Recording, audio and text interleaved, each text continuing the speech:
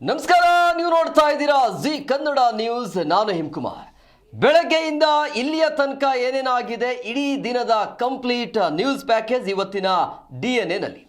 ಎಂದಿನಂತೆ ಪ್ರಮುಖವಾಗಿ 4 ಸುದ್ದಿಯತ್ತ ಗಮನ ಹರಿಸೋಣ. ಅದರಲ್ಲಿ ಮೊದಲ ಸುದ್ದಿ ವಿಜಯ್ ದರ್ಬಾರ್. ನಾಳೆಯಿಂದ ತಮಿಳುನಾಡಿನಲ್ಲಿ ವಿಜಯ್ ದರ್ಬಾರ್ ಆರಂಭ ಆಗತ್ತೆ. 5 ದಿನ ಆದ ಮೇಲೆ ಅಂತೂ ಇಂತೂ ಕೊನೆಗೂ ಕೂಡ ಬೆಂಬಲ ಸಿಕ್ತು. ಸೊ ನಾಳೆ ಏನೆಲ್ಲ ನಡೀತೆ ಅದನ್ನ ಡೀಟೇಲ್ ಆಗಿ ನೋಡ್ತಾ ಹೋಗೋಣ.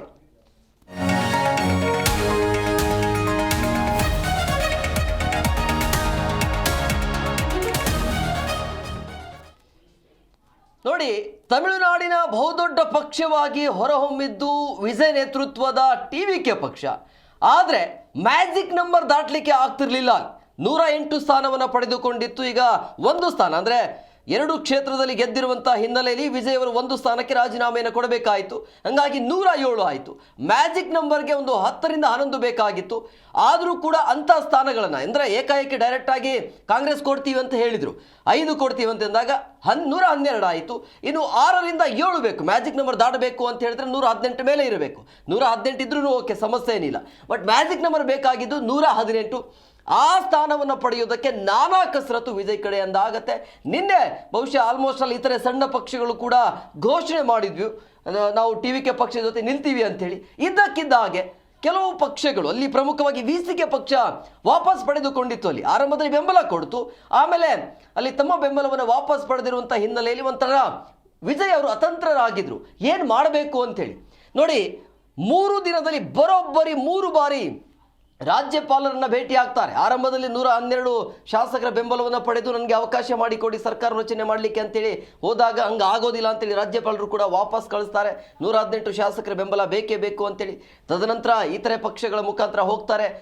ಆಯಿತು ಅಂತ ಹೇಳಿದಾಗ ಕೊನೆ ಕ್ಷಣದಲ್ಲಿ ವಾಪಸ್ ಪಡೆಯುವಂಥ ಕೆಲಸ ಆಗುತ್ತೆ ಸಣ್ಣ ಪಕ್ಷಗಳಿಂದಾಗಿ. ಸೊ ಅಂತೂ ಇಂತೂ ಇವತ್ತು ಅಧಿಕೃತವಾಗಿ VCK ಪಕ್ಷ ಮತ್ತು ಇತರೆ ಮುಸ್ಲಿಂ ಲೀಗ್ ಕೂಡ ಕಂಪ್ಲೀಟ್ಲಿ ಆಗಿ ನಾವು ದಳಪತಿ ಜೊತೆ ಹೋಗ್ತೀವಿ ಅಂತ ಹೇಳಿದಾಗ 120ಕ್ಕಿಂತ ಹೆಚ್ಚು ಸ್ಥಾನವನ್ನು ಪಡೆದು ನಾಳೆ ಪ್ರಮಾಣ ವಚನವನ್ನು ಮಾಡ್ತಾ ಇದ್ದಾರೆ ದಳಪತಿ. ವಿಜಯ್ ದಳಪತಿ ಆರಂಭ ಅಂದರೆ ವಿಜಯ್ ದಳಪತಿಯ ಒಂದು ಸಹಜವಾಗಿ ತಮಿಳುನಾಡಿನಲ್ಲಿ ಹೊಸ ಯುಗ ಅಂತೂ ಆರಂಭ ಆಗುತ್ತೆ. ಈಗ ನಾಳೆ ಪದಗ್ರಹಣ ಕಾರ್ಯಕ್ರಮ ಇದೆ, ಪ್ರಮಾಣ ವಚನ ಕಾರ್ಯಕ್ರಮ ಇದೆ. ಸೊ ಅದನ್ನು ಡೀಟೇಲ್ ಆಗಿ ನೋಡ್ತಾ ಹೋಗೋಣ. ಸೊ ಮ್ಯಾಜಿಕ್ ನಂಬರನ್ನು ವಿಜಯ್ ಅವರು ಹೇಗೆ ದಾಟಿದ್ರು, ಯಾಕೆ ಇಷ್ಟು ಸರ್ಕಸ್ ಅನ್ನೋದು ನೋಡಿ. ಮ್ಯಾಜಿಕ್ ಮಾಡಿರೋದು ಯಾವ ರೀತಿಯಾಗಿ, ಬಹುತೇಕ ವಿಜಯ್ ಅವರ ಕೆಲವೊಂದಿಷ್ಟು ಗ್ಯಾರಂಟಿಗಳು ಕೂಡ ಕೈ ಹಿಡಿದಿದ್ದಾವೆ. ಆಮೇಲೆ ಅಲ್ಲಿ ಜನ ಬೆಂಬಲ ಇತ್ತು ಅನ್ನೋದು ಒಂದು ಕಡೆ. ಆದರೆ ಇಲ್ಲಿ ಸಾಬೀತುಪಡಿಸಿರುವಂಥದ್ದು 121. ಈಗ ಯಾವ್ಯಾವ ಪಕ್ಷದಿಂದ ಬೆಂಬಲ ಸಿಕ್ತು ವಿಜಯ್ ಅವರಿಗೆ? TVKಯಿಂದ 107 ಅಂದರೆ ಅವರದೇ ಆಗಿರುವಂಥ ಪಕ್ಷ, ಕಾಂಗ್ರೆಸ್ಸಿಂದ 5, CPI 2, CPM ಕಡೆಯಿಂದ 2 ಶಾಸಕರ ಬೆಂಬಲ, VCK ಕಡೆಯಿಂದ 2 ಶಾಸಕರ ಬೆಂಬಲ, ಇನ್ನು IUML ಅವರ ಕಡೆಯಿಂದಲೂ ಕೂಡ 2 ಇದೆ. ಅಂದರೆ 5 ಪಕ್ಷಗಳ ಬೆಂಬಲದ ಬಳಿಕ TVK ಈಗ 120 ಇದೆ. ಸೊ ಹಂಗಾಗಿ ಮ್ಯಾಜಿಕ್ ನಂಬರ್ ಬೇಕಾಗಿದ್ದು ಎಷ್ಟು? 118. ಈಗ ಬಹುಮತ ಸಾಬೀತುಪಡಿಸಿರುವಂಥದ್ದು ವಿಜಯ್ 121. ಅಂದರೆ ಈ ಒಂದು ಎಲ್ಲಿಂದ ಬಂತು ಅಂತ ಹೇಳಿದ್ರೆ BJPಯ ಮೈತ್ರಿಕೂಟದ ಒಬ್ಬರು ಬಂದಿದ್ದಾರೆ ಅನ್ನುವಂಥ ಮಾಹಿತಿ.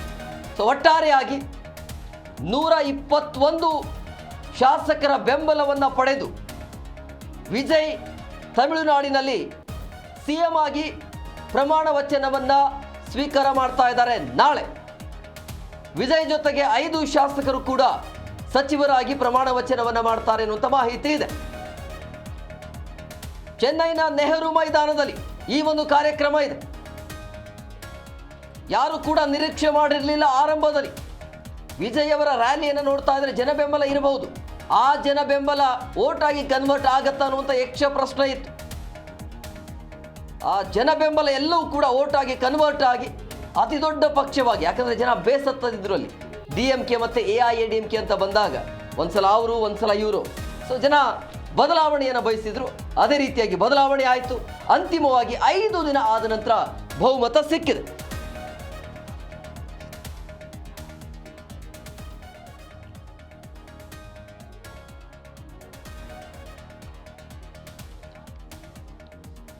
ಇನ್ನು ಪ್ರಮುಖವಾಗಿ ವಿಜಯ್ ಅವರ ಮ್ಯಾಜಿಕ್ ಅಂತ ಬಂದಾಗ, ಅವರು ಮ್ಯಾಜಿಕ್ ದಾಟ್ತಾರೆ ಅಂತ ಆರಂಭದಲ್ಲಿ ಹೇಳಲಾಗ್ತಾ ಇತ್ತು. ಕೊನೆಗೂ ಕೂಡ 107 ಸ್ಥಾನ ಬಂದಿರುವಂಥ ಹಿನ್ನೆಲೆಯಲ್ಲಿ ಈಗ ಬೇರೆ ಬೇರೆ ಪಕ್ಷಗಳಿಂದ, ಇತರೆ ಪಕ್ಷಗಳಿಂದ ಒಂದು ಸಹಾಯ ಪಡೆದೀಗ ಮೈತ್ರಿಯಾಗಿ ಸರ್ಕಾರವನ್ನು ರಚನೆ ಮಾಡೋದಕ್ಕೆ ಮುಂದಾಗಿದ್ದಾರೆ.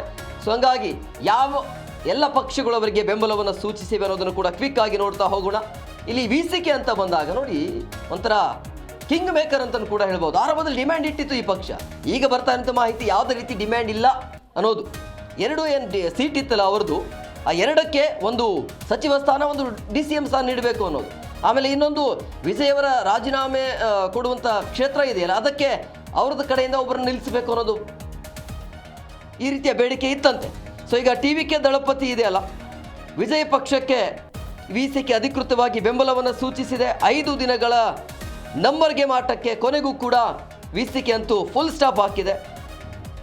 ಬೇಷರತ್ತು ಬೆಂಬಲವನ್ನು ಸೂಚಿಸಿರುವಂಥದ್ದು ವಿಸಿಕೆ ಪಕ್ಷದ 2 MLAಗಳು. ತಮಿಳುನಾಡಲ್ಲಿ ವಿಜಯ್ ದಳಪತಿ ಆಡಳಿತಕ್ಕೆ ಈಗ ಅಸ್ತು ಸಿಕ್ಕಿದೆ. ಸೊ ಹಂಗಾಗಿ ಗವರ್ನರ್ ಅವ್ರನ್ನ ಭೇಟಿಯಾಗಿ ಕೊನೆಗೂ ಕೂಡ ತಮ್ಮ ಹಕ್ಕನ್ನು ಮಂಡಿಸಿದ್ರು. ನನ್ನ ಕಡೆ ಬೆಂಬಲ ಇದೆ, ನಾಳೆ ಪದಗ್ರಹಣವನ್ನು ಮಾಡ್ತೀನಿ ಅಂಥೇಳಿ, ನನ್ನ ಹತ್ರ ಬೆಂಬಲ ಇದೆ, ಸರ್ಕಾರ ರಚನೆ ಮಾಡಲಿಕ್ಕೆ ಅವಕಾಶ ಮಾಡಿಕೊಡಿ ಅಂಥೇಳಿ ಮನವಿ ಮಾಡಿದರು. ಇಲ್ಲಿ ರಾಜ್ಯಪಾಲರ ಜೊತೆ ಹೋಗಿ ಸೊ ಕೊನೆಗೂ ಕೂಡ ಒಪ್ಪಿಗೆ ಕೊಟ್ಟಾಯಿತು. ಸೊ ಹಂಗಾಗಿ ನಾಳೆ ಅಂತೂ ದೊಡ್ಡ ಕಾರ್ಯಕ್ರಮ ಇರುತ್ತೆ. ಈಗಿರುವಂಥ ಕುತೂಹಲ ಈ ಕಾರ್ಯಕ್ರಮದಲ್ಲಿ ಯಾರೆಲ್ಲ ಬರ್ತಾರೆ ಅನ್ನೋದು. ಅದರ ಜೊತೆಗೆ ಈಗ ವಿಜಯ್ಗೆ ವಿಸಿಕೆ ಇಟ್ಟಿರುವಂಥ ಬೇಡಿಕೆ ಏನು ಅನ್ನೋದನ್ನ ಕೂಡ ನೋಡ್ತಾ ಹೋಗೋಣ. ಯಾಕೆಂದರೆ ಕುತೂಹಲ ಇರೋದು ಕೇವಲ 2 ಸೀಟು.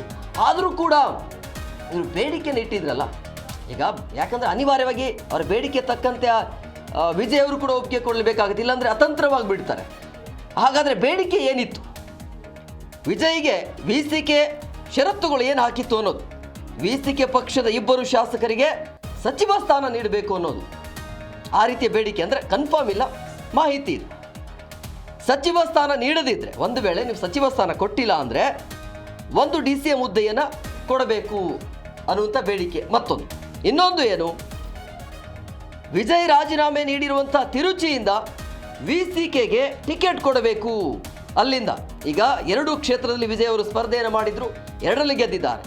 ಬಟ್ ಈಗ 1ರಲ್ಲಿ ರಾಜೀನಾಮೆಯನ್ನು ಕೊಟ್ಟಿರುವಂಥದ್ದು. ಸೊ ಹಂಗಾಗಿ ಆ ತಿರುಚಿಯಿಂದ ವಿಸಿಕೆಗೆ ಟಿಕೆಟ್ ನೀಡಬೇಕು ಅನ್ನುವಂಥ ಷರತ್ತು ಹಾಕಿದ್ದಾರೆ ಅನ್ನುವಂಥ ಮಾಹಿತಿ. ಅದಕ್ಕೆ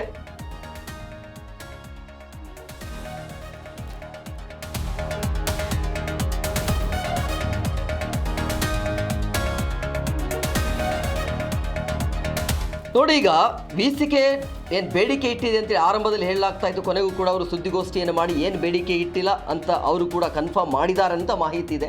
ಆದರೆ 2 ಸೀಟು ಇಷ್ಟು ಬೇಡಿಕೆ ಯಾಕೆ ಅನ್ನುವಂಥ ಒಂದು ಪ್ರಶ್ನೆ. ಆದರೆ ಏಕಾಏಕಿ ಅಂದರೆ ಹಿಂದೆ ಮುಂದೆ ಯೋಚನೆ ಮಾಡದೆ ಕಾಂಗ್ರೆಸ್ 5 ಸೀಟನ್ನು ಬಿಟ್ಟುಕೊಟ್ಟಿತ್ತು TVK. ಅವರು ಬೇಡಿಕೆಯನ್ನು ಇಟ್ಟಿರಲಿಲ್ಲ. ನಮ್ಮವರು 5 ಜನ ಇದ್ದಾರೆ, ಹಾಕ್ಕೊಂಡು ನೀವು ಸರ್ಕಾರವನ್ನು ರಚನೆ ಮಾಡಿ ಅಂತೇಳಿ. ಬಟ್ ಇವು 2 ಸೀಟಿಗೆ ಇಷ್ಟೊಂದು ಬೇಡಿಕೆ ಇಟ್ಟರೆ ಅವರು ಕೂಡ ಬೇಡಿಕೆಯನ್ನು ಇಡಬಹುದಾಗಿತ್ತಲ್ವ ಅಂತ ಪ್ರಶ್ನೆ ಇದ್ದರೂ ಕೂಡ ಅಲ್ಲಿ ಬಹುಮತ ಇರೋದು ದೊಡ್ಡ ಲಾರ್ಜೆಸ್ಟ್ ಪಾರ್ಟಿ ಅಂತ ಬಂದಾಗ TVKನೇ ಆಗುತ್ತೆ. ಬೇಡಿಕೆ ಇಡೋದು ತಪ್ಪೇನಿಲ್ಲ. ಬಟ್ ಈಗ 5 ಅಂತ ಬಂದಾಗ ಬಹುಶಃ ಈ ಬಾರಿ ಬೇಡಿಕೆ ಇಟ್ಟಿಲ್ಲ ಅಂದ್ರೂ ಕೂಡ ಒಂದು ಮಾನವೀಯತೆಯ ದೃಷ್ಟಿಯಿಂದ 2ರಿಂದ 3 ಸಚಿವ ಸ್ಥಾನ ನೀಡಬೇಕಾಗತ್ತೆ ಕಾಂಗ್ರೆಸ್ಗೆ. ಆ ಕೆಲಸವನ್ನು TVK ಮಾಡುತ್ತಾ ಗೊತ್ತಿಲ್ಲ. ಬೇಡಿಕೆ ಇಟ್ಕೊಂಡೇ TVKಗೆ ಕಾಂಗ್ರೆಸ್ ಬೆಂಬಲ ಕೊಟ್ಟಿದೆ ಇಲ್ಲ ಅನ್ನೋದು ಕನ್ಫರ್ಮ್ ಇಲ್ಲ. ಯಾವುದೇ ಬೇಡಿಕೆ ಕೊಟ್ಟಿಲ್ಲ ಅಂತಲೂ ಕೂಡ ಸ್ಪಷ್ಟವಾಗಿ ಹೇಳಕ್ಕೆ ಬರ್ತಾ ಇಲ್ಲ. ಸೊ ಹಂಗಾಗಿ ಕಾಂಗ್ರೆಸ್ ಕಡೆಯಿಂದಲೂ ಕೂಡ ಬೇಡಿಕೆ ಇದೆಯಾ, ಕಾಂಗ್ರೆಸ್ಸಲ್ಲಿ ಬೇಡಿಕೆ ಮತ್ತು ಈ 2 ವಿಸಿಕೆ ಕಡೆಯಿಂದ ಬೇಡಿಕೆ ಇದ್ದರೆ ಏನು ಮಾಡ್ತಾರೆ ವಿಜಯ್ ಅವರು ಅನ್ನೋದು ಯಕ್ಷ ಪ್ರಶ್ನೆ ಇದೆ.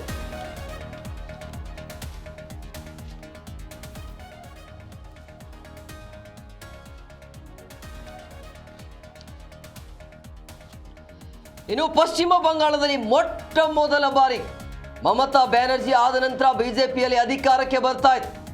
TMC ಮುಗಿದೋಯ್ತು. ಈಗ ಇನ್ಮೇಲೆ ಬಿಜೆಪಿ ಆಡಳಿತ ಪಶ್ಚಿಮ ಬಂಗಾಳದಲ್ಲಿ. ನೋಡಿ, ಪಶ್ಚಿಮ ಬಂಗಾಳದಲ್ಲಿ 15 ವರ್ಷಗಳ ಕಾಲ ಸುದೀರ್ಘವಾಗಿ ಆಡಳಿತ ನಡೆಸಿರುವಂಥ ಮಮತಾ ಬ್ಯಾನರ್ಜಿಗೆ ಹೊಡೆತ ಕೊಟ್ಟು ಈ ರೀತಿಯಾಗಿ ಬಿಜೆಪಿಯಲ್ಲಿ ಅಧಿಕಾರಕ್ಕೆ ಬಂದಿರುವಂಥದ್ದು. ಸೊ ಹಂಗಾಗಿ ಪಶ್ಚಿಮ ಬಂಗಾಳದಲ್ಲಿ ಬಿಜೆಪಿಯ ಮೊದಲ ಮುಖ್ಯಮಂತ್ರಿಯಾಗಿ ಸುವೇಂದು ಅಧಿಕಾರಿ ಪ್ರಮಾಣ ವಚನವನ್ನು ಇವತ್ತು ಸ್ವೀಕರಿಸಿದರು. ಕೋಲ್ಕತ್ತಾದ ಬ್ರಿಗೇಡ್ ಪರೇಡ್ ಮೈದಾನದಲ್ಲಿ ನಡೆದಿರುವಂತಹ ಭವ್ಯ ಸಮಾರಂಭಕ್ಕೆ 21 CMಗಳು ಇವತ್ತು ಸಾಕ್ಷಿಯಾಗಿತ್ತು. ಅಂದರೆ ಬೇರೆ ಬೇರೆ ರಾಜ್ಯಗಳಲ್ಲಿ ಬಿಜೆಪಿ ಆಡಳಿತದ CMಗಳು ಇದ್ರಲ್ಲ, ಅವರೆಲ್ಲರೂ ಕೂಡ ಬಂದಿದ್ರು. ಸುವೇಂದು ಅಧಿಕಾರಿ ಜೊತೆ ಇತರೆ 5 ಪ್ರಮುಖ ಶಾಸಕರು ಕೂಡ ಸಚಿವರಾಗಿ ಪ್ರಮಾಣ ವಚನವನ್ನು ಸ್ವೀಕಾರ ಮಾಡಿದರು. ಇನ್ನು ಬಿಜೆಪಿ ಶಾಸಕರಾಗಿರುವಂಥ ದಿಲೀಪ್ ಘೋಷ್, ಅದಾದ ನಂತರ ಅಗ್ನಿಮಿತ್ರ ಪಾಲ್, ಅಶೋಕ್ ಕೀರ್ತನೀಯ, ನಿಶಿತ್ ಅಂತೇಳಿ ಇವರೆಲ್ಲರೂ ಕೂಡ ಪ್ರಮಾಣ ವಚನವನ್ನು ಸ್ವೀಕಾರ ಮಾಡಿದರು ಬಿಜೆಪಿಯಿಂದ.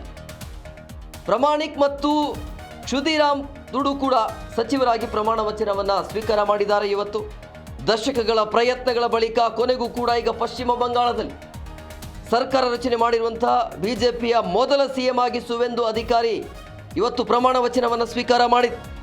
ಬ್ರಿಗೇಡ್ ಮೈದಾನದಲ್ಲಿ, ಕೋಲ್ಕತ್ತಾದ ಬ್ರಿಗೇಡ್ ಪರೇಡ್ನಲ್ಲಿ ಸಮಾರಂಭ, ದೊಡ್ಡ ಮಟ್ಟದಲ್ಲಿ ಕಾರ್ಯಕ್ರಮ ಇತ್ತು. ಇವತ್ತು ರಾಜ್ಯಪಾಲರಾಗಿರುವಂಥ RN ರವಿ ಅವರು ಬಿಜೆಪಿಯ ಸುವೇಂದು ಅಧಿಕಾರಿಗೆ ಹುದ್ದೆ ಮತ್ತು ಗೌಪ್ಯತೆಯ ಪ್ರಮಾಣ ವಚನವನ್ನು ಬೋಧಿಸಿದರು. ಆ ಮೂಲಕ ಪಶ್ಚಿಮ ಬಂಗಾಳದಲ್ಲಿ, ಆ ಒಂದು ರಾಜ್ಯದಲ್ಲಿ ಹೊಸ ರಾಜಕೀಯ ಯುಗಕ್ಕೆ ಈಗ ಚಾಲನೆ ನೀಡಿದಂತಾಯಿತು. ಈ ಸಮಾರಂಭದಲ್ಲಿ ಪ್ರಧಾನಿ ನರೇಂದ್ರ ಮೋದಿ ಅವರು ಸೇರಿದಂತೆ ಕೇಂದ್ರ ಸಚಿವರು ಕೂಡ ಇದ್ದರು.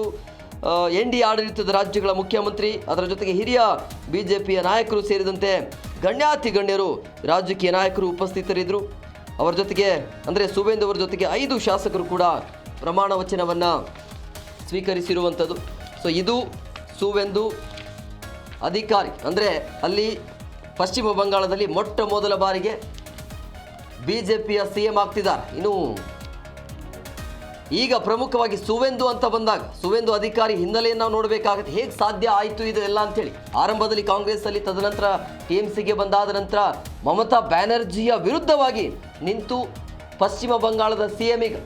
ಹಾಗಾದರೆ ಇದರ ಹಿನ್ನೆಲೆಯನ್ನು ಕೂಡ ನಾವು ಕ್ವಿಕ್ಕಾಗಿ ನೋಡ್ತಾ ಹೋಗೋಣ. ಯಾರು ಈತ ಅಂತ, ಸುವೇಂದು ಅಧಿಕಾರಿಯ ಹಿನ್ನೆಲೆ ಏನು ಅನ್ನೋದು. 1995ರಲ್ಲಿ ಕಾಂಗ್ರೆಸ್ ಮೂಲಕ ರಾಜಕೀಯಕ್ಕೆ ಇವರು ಪ್ರವೇಶವನ್ನು ಮಾಡ್ತಾರೆ. ಯಾರು? ಸುವೇಂದು ಅಧಿಕಾರಿ. ಅಲ್ಲಿಂದ 1998ರಿಂದ 2020ರವರೆಗೆ ಮಮತಾ ಬ್ಯಾನರ್ಜಿಯವರ ಆಪ್ತ ಒಡನಾಡಿಯಾಗಿದೆ.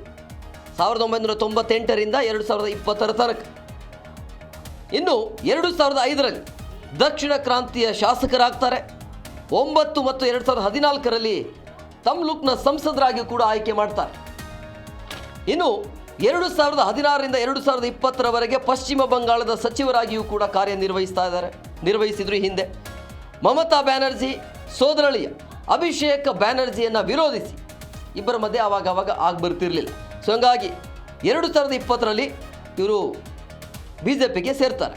2021ರ ವಿಧಾನಸಭಾ ಚುನಾವಣೆಯಲ್ಲಿ CM ಮಮತಾ ಬ್ಯಾನರ್ಜಿಯವರನ್ನು ಮಣಿಸ್ತಾರೆ, ಅಂದರೆ ಸೋಲಿಸ್ತಾರೆ. ಮಮತಾ ಬ್ಯಾನರ್ಜಿ ಎಲ್ಲಿ ನಿಂತಿರ್ತಾರಲ್ಲ ಅದೇ ಕ್ಷೇತ್ರದಲ್ಲಿ ಸ್ಪರ್ಧೆಯನ್ನು ಮಾಡಿ ಸೋಲಿಸ್ತಾರೆ. ಮಮತಾ ಬ್ಯಾನರ್ಜಿಯವರ ಆಪ್ತ ಸಚಿವರಲ್ಲಿ ಆರಂಭದಲ್ಲಿ ಒಬ್ಬರಾಗಿದ್ದರು ಇವರು.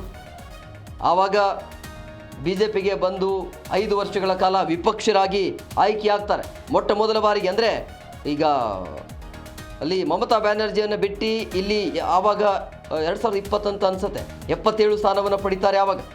ಆವಾಗ ವಿರೋಧ ಪಕ್ಷವಾಗಿ ಆಯ್ಕೆಯಾಗ್ತಾರೆ ವಿಪಕ್ಷ ನಾಯಕನಾಗಿ. 2014ರ ತನಕ ಅಲ್ಲಿ ಇವರ ತಂದೆ ಕಂಟ್ರೋಲ್ ಮಿನಿಸ್ಟರ್ ಆಗಿರ್ತಾರೆ. ಅಂದರೆ ನೀವು ಮೂಲತಃ ರಾಜಕೀಯನೇ ಇವರದ್ದು. ಇವರ ತಂದೆ ಸಹೋದರರೆಲ್ಲರೂ ಕೂಡ ರಾಜಕೀಯದಿಂದ ಬಂದಿರೋದು. ರಾಜಕೀಯ ಹಿನ್ನೆಲೆ ಅಂತೇನಿಲ್ಲ. ತಂದೆ ಆಗಿರ್ಬೋದು, ಸಹೋದರರು ಕೂಡ ರಾಜಕೀಯ ಹಿನ್ನೆಲೆ ಹೊಂದಿರೋರು. ಇವರಿಬ್ಬರ ಸಹೋದರರು ಕೂಡ MP ಗಳಾಗಿದ್ದರು. ಸೊ ಈ ರೀತಿಯಾಗಿ ತಮ್ಮ ರಾಜಕೀಯ ಜೀವನವನ್ನು ಆರಂಭ ಮಾಡಿದರು. ಇದು ಒಂದು ಕಡೆ ಆಯಿತು. ಹಾಗಾದರೆ ಸುವೇಂದು ಅಧಿಕಾರಿ ಮೇಲೆ ವಿವಾದಗಳೇ ಇಲ್ವಾ? ಖಂಡಿತವಾಗಿಯೂ ಕೂಡ ಇತ್ತು. ಆದರೂ ಕೂಡ ಈಗ ಜನ ಬೆಂಬಲ ಅವರಿಗೆ ಇದೆ. ಅಧಿಕಾರವನ್ನು ನಡೆಸ್ತಾ ಇದ್ದಾರೆ. ಶುರುವಾಗ್ತಾ ಇದೆ. ಇವತ್ತು ಅಧಿಕಾರಕ್ಕೆ ಬಂದರು. ಬಟ್ ಅದನ್ನು ಕೂಡ ನೋಡ್ತಾ ಹೋಗೋಣ. ಅಂದರೆ ಸುವೇಂದು ಅಧಿಕಾರಿ ಮೇಲೆ ಇರುವಂಥ ವಿವಾದಗಳೇನಿತ್ತು, ಅದನ್ನು ಸರಿ ಮಾಡ್ಕೊಂಡು ಮುಂದೆ ಹೇಗೆ ಹೋಗ್ತಾರೆ ಅನ್ನೋದನ್ನು ಕೂಡ ಕಾದು ನೋಡಬೇಕಾಗತ್ತೆ. ಸೊ ಹಂಗಾಗಿ ಸುವೇಂದು ಅಧಿಕಾರಿ ಮೇಲೆ ಇರುವಂಥ ವಿವಾದಗಳನ್ನು ಕ್ವಿಕ್ ಆಗಿ ನೋಡ್ತಾ ಹೋಗೋಣ. ಶಾರದಾ ಚಿಟ್ ಫಂಡ್ ಹಗರಣ ಕೂಡ ಇವರ ಮೇಲೆ ಇತ್ತು. 2016ರಲ್ಲಿ ಹೊರಬಂದಿರುವಂತಹ ನಾರದ ಸಿಂಗ್ ವಿಡಿಯೋಗಳಲ್ಲಿ ಕ್ಯಾಮ್ರಾದ ಮುಂದೆ ಹಣವನ್ನು ಪಡೆದಿದ್ರು ಅನ್ನುವಂಥ ಆರೋಪ ಇವರ ಮೇಲೆ ಇತ್ತು. ಯಾವಾಗ? 2016ರಲ್ಲಿ. ಇದಾದ ನಂತರ ನಾರದ ಸಿಂಗ್ ಆಪರೇಷನ್ ಇದೆಯಲ್ಲ, ಅಲ್ಲಿ ಲಕ್ಷಾಂತರ ಹೂಡಿಕೆದಾರರಿಗೆ ಶಾರದಾ ಸಮೂಹದ ಹಗರಣದಲ್ಲೂ ಕೂಡ ಸುವೇಂದು ಅವರು ವಂಚಿಸಿದ್ರು ಅನ್ನುವಂಥ ಆರೋಪ ಕೂಡ ಕೇಳಿ ಬಂದಿತ್ತು. ಅದಾದ ನಂತರ ನಂದಿಗ್ರಾಮ ಚುನಾವಣೆ ಮತ್ತು ಮತ ಎಣಿಕೆ, ಆವಾಗ ಕೂಡ ವಿವಾದ ಕೇಳಿ ಬಂದಿತ್ತು. ಅಲ್ಲಿ ಸರಿಯಾದ ರೀತಿಯಲ್ಲಿ ಮತ ಎಣಿಕೆ ಆಗಿಲ್ಲ ಅನ್ನುವಂಥ ವಿವಾದ ಇವರ ಮೇಲೆ ಇತ್ತು. ಸೊ ಹಂಗಾಗಿ 2016ರಲ್ಲಿ ಹೊರಬಂದಿರುವಂಥ ಈ ನಾರದಾ ಸ್ಟಿಂಗ್ ವಿಡಿಯೋಗಳಲ್ಲಿ ಸುವೇಂದು ಅಧಿಕಾರಿ ಅವರು ಕ್ಯಾಮರಾದ ಮುಂದೆ ಹಣವನ್ನು ಪಡಿತಾ ಇದ್ರು ಅನ್ನೋದು ಕೂಡ ಕಂಡುಬರುತ್ತೆ. ಈ ಪ್ರಕರಣದಲ್ಲಿ CBI ಅವರನ್ನು ವಿಚಾರಣೆಗೆ ಒಳಪಡಿಸುತ್ತಿತ್ತು. ಆವಾಗ ಲಕ್ಷಾಂತರ ಹೂಡಿಕೆದಾರರಿಗೆ ವಂಚಿಸಿರುವಂಥ ಶಾರದಾ ಸಮೂಹದ ಹಗರಣದಲ್ಲೂ ಕೂಡ ಇವರ ಹೆಸರು ಕೇಳಿ ಬಂದಿತ್ತು. ಈ ಬಗ್ಗೆ CBI ಅವರನ್ನು ಹಲವಾರು ಬಾರಿ ಪ್ರಶ್ನೆ ಕೂಡ ಮಾಡುತ್ತೆ. 21ರಲ್ಲಿ ಅಂದರೆ 2021ರಲ್ಲಿ ಚುನಾವಣೆಯಲ್ಲಿ ಮಮತಾ ಬ್ಯಾನರ್ಜಿ ಅವರ ವಿರುದ್ಧ ಗೆದ್ದಾಗ 2021ರಲ್ಲಿ ಭವಾನಿಪುರ ಕ್ಷೇತ್ರ ಅಲ್ಲಿ ಗೆದ್ದಾಗ ಮತ ಎಣಿಕೆಯಲ್ಲಿ ಅಕ್ರಮ ಆಗಿದೆ ಅಂಥೇಳಿ TMC ಏನು ಮಾಡುತ್ತೆ, ಆರೋಪ ಮಾಡಿತ್ತು. ಸೊ ಈ ವಿಷಯವು ಕೂಡ ಇನ್ನು ನ್ಯಾಯಾಲಯದ ಮೆಟ್ಟಿಲೇರುತ್ತೆ, ಇನ್ನೂ ಕೂಡ ನಡೀತಾನೆ ಇದೆ. ಈಗ ಅವರು ಅಧಿಕಾರಕ್ಕೆ ಬಂದಿರುವಂಥದ್ದು.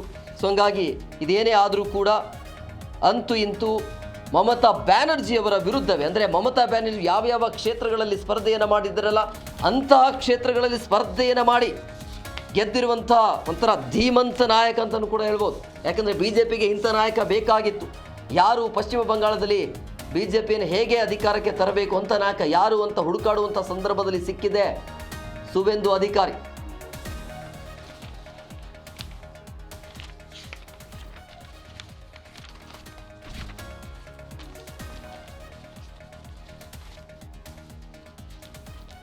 ಇನ್ನು ಕೇರಳ ಅಂತ ಬಂದಾಗ ಕೇರಳದಲ್ಲಿ ಈಗ UDF ಅಂದರೆ ಕಾಂಗ್ರೆಸ್ ನೇತೃತ್ವದ UDF ಅಧಿಕಾರಕ್ಕೆ ಬರ್ತಾ ಇದೆ. ಆದರೆ ಈಗ ಇರುವಂಥ ಯಕ್ಷ ಪ್ರಶ್ನೆ ಅಂದರೆ ಕೇರಳದಲ್ಲಿ ಮುಖ್ಯಮಂತ್ರಿ ಯಾರು ಆಯ್ಕೆಯ ಕಸರತ್ತಂತೂ ಮುಂದುವರಿತಾ ಇದೆ. ಕೇರಳ ಭಾಗದಲ್ಲಿ ಹೈಕಮಾಂಡ್ ಲೆವೆಲ್ಗೂ ಕೂಡ ಹೋಗಿರುವಂಥದ್ದು. ಪೈಪೋಟಿ ಜಾಸ್ತಿ ಇದೆ, ಪೈಪೋಟಿ ಇರಬಾರ್ದು ಅಂತೇನಿಲ್ಲ, ಬಟ್ ಅಧಿಕೃತ ನಿರ್ಧಾರಕ್ಕೆ ಬರೋಕ್ಕಾಗ್ತಾ ಇಲ್ಲ. ಸ್ಪಷ್ಟ ಬಹುಮತ ಅಂತೂ ಕಾಂಗ್ರೆಸ್ಗೆ ಸಿಕ್ಕಿದೆ. ಆದರೆ ಯಾರು ಅಲ್ಲಿ 3 ಜನ ಪೈಪೋಟಿಯಲ್ಲಿದ್ದಾರೆ, ಅವರಿಗೆ ಒಬ್ಬರನ್ನು ಆಯ್ಕೆ ಮಾಡಬೇಕು. ಇದು ಸಮಸ್ಯೆ, ಇದು ಕಗ್ಗಂಟು ಆಗ್ತಾ ಇರುವಂಥದ್ದು. ಕೇರಳ CM ಆಯ್ಕೆ ಕಸರತ್ತು ಯಾಕೆ ಆಗ್ತಾ ಇದೆ ಅಂತ ಹೇಳಿದ್ರೆ ಇಲ್ಲಿ KC ವೇಣುಗೋಪಾಲ್ ಅವರಿದ್ದಾರೆ. AICC ಸಂಘಟನಾ ಕಾರ್ಯದರ್ಶಿ ಆಗಿರುವಂಥ ಇವರು ಹೈಕಮಾಂಡ್ ಅವ್ರ ಜೊತೆಗೆ ಆಪ್ತರು, ಅಂದರೆ ಹೈಕಮಾಂಡ್ ಜೊತೆಗೆ ಇವರು ಆಪ್ತರಾಗಿದ್ದಾರೆ. ಆಮೇಲೆ ಬಹುತೇಕ ಶಾಸಕರು ಇವರಿಗೆ ಬೆಂಬಲ ಇದೆ. ಬಟ್ ಇದಕ್ಕೆ ಸತೀಶನ್ ಬಿಡ್ತಾ ಇಲ್ಲ. ಸತೀಶನ್ ಮತ್ತು ವೇಣುಗೋಪಾಲ್ ಇಬ್ಬರಿಗೆ ಒಬ್ಬರಿಗೊಬ್ಬರು ಆಗಬರಲ್ಲ. ಸೊ ಹಂಗಾಗಿ ಯಾವುದೇ ಕಾರಣಕ್ಕೂ ವೇಣುಗೋಪಾಲ್ಗೆ ಅವಕಾಶ ಮಾಡಿಕೊಡ್ಬಾರ್ದು ಅಂತ ಹಠಕ್ಕೆ ಸತೀಶನ್ ಬಿದ್ದಿದ್ದಾರೆ. ನಾನು ಒಂದು ವೇಳೆ CM ಆಗಿಲ್ಲ ಅಂದರೂ ಪರವಾಗಿಲ್ಲ, KC ವೇಣುಗೋಪಾಲ್ಗೆ ಅವಕಾಶ ಮಾಡಿಕೊಡ್ಬಾರ್ದು ಅನ್ನೋದು. ಸೊ ಹಂಗಾಗಿ ಯಾರಿಗೆ ಅವಕಾಶ ಮಾಡಿಕೊಡ್ತಾರೆ ಅನ್ನುವಂಥ ಪ್ರಶ್ನೆ ಹಾಗೇ ಇದೆ. ಸೊ ಹಂಗಾಗಿ ಇನ್ನೊಬ್ಬರು ರಮೇಶ್ ಚೆನ್ನಿತ್ತಲ ಅಂತೇಳಿ ಹಿರಿಯ ನಾಯಕ ಮತ್ತು ಮಾಜಿ ಗೃಹ ಸಚಿವರು ಇವರು. ಸೊ ತಮ್ಮ ಅನುಭವದ ಆಧಾರದ ಮೇಲೆ ಇವರು ಕೂಡ CM ರೇಸಲ್ಲಿ ಇದ್ದಾರೆ. ಈಗ ಮೂವರಲ್ಲಿ ಒಬ್ಬರನ್ನು ಆಯ್ಕೆ ಮಾಡಬೇಕಾಗತ್ತೆ. KC ವೇಣುಗೋಪಾಲ್ AICC ಸಂಘಟನಾ ಕಾರ್ಯದರ್ಶಿ ಆಗಿರುವ ಇವರು ಹೈಕಮಾಂಡ್ ಜೊತೆಗೆ ಚೆನ್ನಾಗಿದ್ದಾರೆ. ಸೊ ಅದರ ಜೊತೆಗೆ ಶಾಸಕರು ಕೂಡ ಇವರಿಗೆ ಬೆಂಬಲ ಇದೆ. ಸೊ ಹಂಗಾಗಿ ಇವರೇ ಆಯ್ಕೆ ಮಾಡುವಂಥ ಸಾಧ್ಯತೆ ಇರುತ್ತೆ. ಒಂದು ವೇಳೆ ವೇಣುಗೋಪಾಲ್ಗೆ ಏನಾದರೂ ಆಯ್ಕೆ ಮಾಡಿದ್ದೇ ಆದಲ್ಲಿ ಸತೀಶನ್ ಅವರ ನಡೆ ಏನು ಅನ್ನುವಂಥ ಕುತೂಹಲ ಸಹಜವಾಗಿದೆ. ಕಾದು ನೋಡಬೇಕು. ಇದು ಕೂಡ ಈ ರೀತಿ ಸಮಸ್ಯೆ ಆಗ್ತಾ ಇದೆ. ಹೈಕಮಾಂಡ್ ಅವರಿಗೂ ಹೋಗಿದೆ. ಹೈಕಮಾಂಡ್ ಬಹುಶಃ ಅಂತಿಮವಾಗಿ ನಿರ್ಧಾರ ಮಾಡಿ ನಾಳೆ ಅದನ್ನು ಪ್ರಕಟ ಮಾಡುವಂಥ ಸಾಧ್ಯತೆ ಇರುತ್ತೆ. KC ವೇಣುಗೋಪಾಲ ಸತೀಶನ ಅಥವಾ ಇಬ್ಬರನ್ನು ಬಿಟ್ಟು ರಮೇಶ್ ಚೆನ್ನಿತ್ತಲಿಗೆ ಏನಾದರೂ ಅವಕಾಶ ಮಾಡಿಕೊಡ್ತಾರಾ ಅಂತೇಳಿ ಮೇಲ್ನೋಟಕ್ಕೆ ವೇಣುಗೋಪಾಲ್ ಅಂತ ಹೇಳಲಾಗ್ತಾ ಇದೆ. ಗೊತ್ತಿಲ್ಲ ಅಂತಿಮವಾಗಿ ಹೈಕಮಾಂಡ್ ಯಾವ ರೀತಿಯ ನಿರ್ಧಾರಕ್ಕೆ ಬರುತ್ತೆ ಅಂತೇಳಿ. ಯಾಕಂದರೆ ಈಗ ಅಲ್ಲಿ ಕೇರಳ ಭಾಗದಲ್ಲಿ ಏನೇನು ನಡೀತಾ ಇದೆ ಇದೆಲ್ಲ ವರದಿಯನ್ನು ಹೈಕಮಾಂಡ್ ಮುಂದೆ ಇಟ್ಟಿದ್ದಾರೆ. ಅಲ್ಲಿ ಯಾರನ್ನ ಆಯ್ಕೆ ಮಾಡಬೇಕು, ಶಾಸಕರ ಬೆಂಬಲ ಯಾರ ಪರವಾಗಿದೆ, ಏನು ಎತ್ತ ಅಂತೇಳಿ. ಸೊ ಈ ರೀತಿಯ ಗೊಂದಲ ಇದೆ. ಗೊಂದಲ ಮಧ್ಯೆಯೂ ಕೂಡ ನೀವು ಸರ್ಕಾರವನ್ನು ರಚನೆ ಮಾಡಬೇಕಾಗತ್ತೆ. ಹಾಗಾಗಿ ಒಬ್ಬರನ್ನು ಆಯ್ಕೆ ಮಾಡಬೇಕು. ಸೊ ಇಲ್ಲಿ ರಮೇಶ್ ಅವರು ಕೂಡ ಪೈಪೋಟಿಯಲ್ಲಿ ಇರುವಂಥ ಹಿನ್ನೆಲೆಯಲ್ಲಿ ಸೊ ಯಾರಿಗೆ ಅವಕಾಶ ಮಾಡಿಕೊಡ್ತಾರೆ ಎನ್ನುವಂಥ ಸಹಜವಾಗಿ ಕುತೂಹಲ ಇದೆ.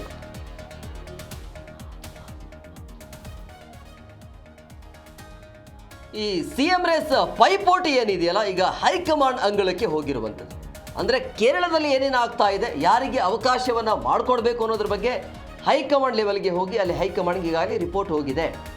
ಯಾರನ್ನು ಆಯ್ಕೆ ಮಾಡಬೇಕು, ಯಾರನ್ನು ಕೈ ಬಿಡಬೇಕು, ಒಂದು ವೇಳೆ ಇಂಥವ್ರನ್ನ ಆಯ್ಕೆ ಮಾಡಿದರೆ ಅಲ್ಲಿ ಏನೆಲ್ಲ ಆಗತ್ತೆ ಅನ್ನೋದ್ರ ಬಗ್ಗೆ ಹೈಕಮಾಂಡ್ಗೆ ಮನವರಿಕೆ ಆಗಿದೆ ಅನ್ನೋದು ಕೂಡ ಗೊತ್ತಾಗ್ತಾ ಇದೆ. ಸೊ ಹಂಗಾಗಿ ಹೈಕಮಾಂಡ್ ಅಂಗಳದಲ್ಲಿ ಈ ಒಂದು ಚೆಂಡು ಬಿದ್ದಿದೆಯಲ್ಲ, AICC ವೀಕ್ಷಕರಾಗಿರುವಂಥ ಮುಕುಲ್ ವಾಸ್ನಿಕ್ ಮತ್ತು ಅಜಯ್ ಮಾಕೆನ್ ಅವರು ಶಾಸಕರ ಅಭಿಪ್ರಾಯವನ್ನು ಸಂಗ್ರಹಿಸಿ ವರದಿಯನ್ನು ಕೊಟ್ಟಿದ್ದಾರೆ ಅನ್ನೋದು.